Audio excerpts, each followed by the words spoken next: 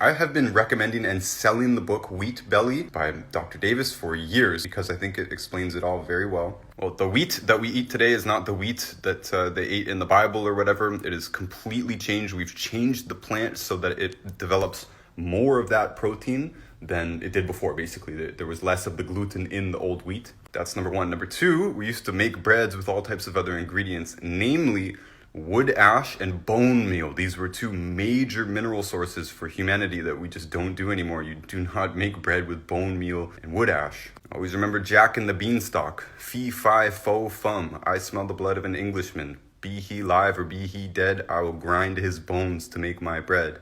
That's how they used to make bread. They added bone meal into it. This fortified it greatly.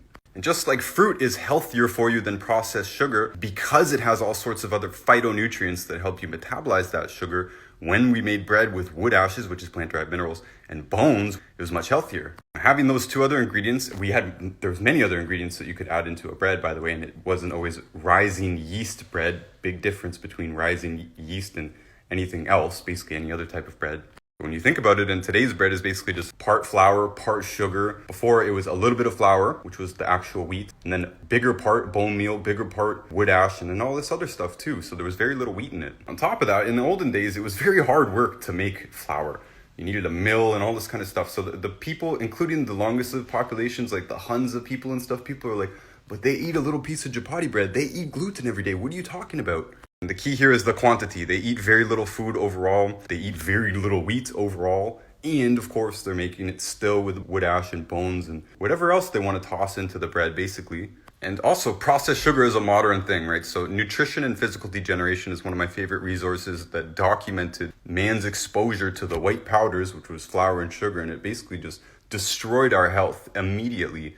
So in the old days, you wouldn't have processed sugar in the bread. The fact that it has processed sugar in it usually is going to tell you that it has no nutritional value at all. A natural ingredient should have taste, even wheat. Now, the gluten is also in rye and barley, and we're also saying it's oats, because even though you see oats that are gluten-free, they have very similar compounds to gluten. I say actually that oats are worse. I say oats are for goats, and I teach that to kids so they never go near oats. On top of that, oats and other grains are typically contaminated with gluten. They're contaminated usually in the processing, basically. So a little bit of gluten can irritate our intestines quite a lot. And this is what we call gluten intolerance, basically. It's like poison ivy on the inside of your intestines. It's an inflammation in the intestines, and the intestines are the organs that absorb nutrients. So if those get inflamed, there's less surface area to absorb nutrients. People could say, well, what if I'm not gluten intolerant? Very little chance of that. We basically consider everybody to be gluten intolerant, everybody to have some level of inflammation. Some people, they eat a little tiny bit, they're on the floor, they're running to the bathroom, they're really, really sensitive. And some people, especially in the older generation, they're going to be less sensitive to that. But the gluten protein or the gliadin protein or any of these other grain proteins are really, really tough proteins. They're almost impossible or completely impossible to break down in the stomach because amino acids are essential for us. There's 12 amino acids that are essential for us, maybe even more, and not proteins, basically. We do not need whole proteins, and it's a problem if whole proteins go into the intestines because the body is going to try and absorb them. That's the job of it.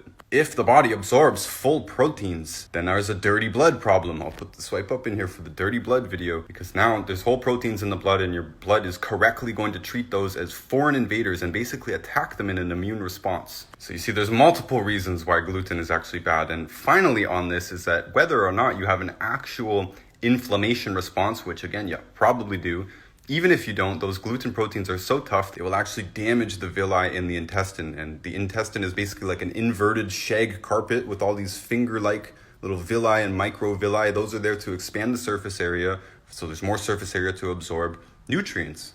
If those get damaged, now you have less ability to absorb nutrients at all. This is the cause of malabsorption of many of the other nutrients, that even if you're getting all the vitamins and whatever in your diet, now you can no longer absorb them correctly because the intestines have been damaged. Now, the real kicker here is that a lot of people just plainly, simply are not going to experience any health benefit unless they get off of gluten.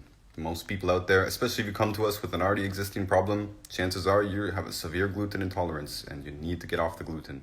Definitely get yourself a copy of Dr. Wallach's cookbook. This is basically a textbook about how to cook without the bad foods, particularly oil and gluten. This is 300 pages stuffed full of recipes without the bad foods that they're usually made from. And of course, make sure to check out our food page, Notice Foods, that's on YouTube, and at Notice Foods on Instagram. We have a lot of content up there teaching you how to cook without the bad foods that Dr. Wallach describes, and Dr. Glidden's 12 bad foods, all of that, all of the rules that you need to know. And we have experienced chefs and bakers who will answer the questions in those inboxes. And definitely check out my book, Fake Diseases. It covers all of the major topics that come up, like birth defects, blood sugar problems, bone and joint problems, cancer, autoimmune problems, and more. And it's on Amazon for just $9.99.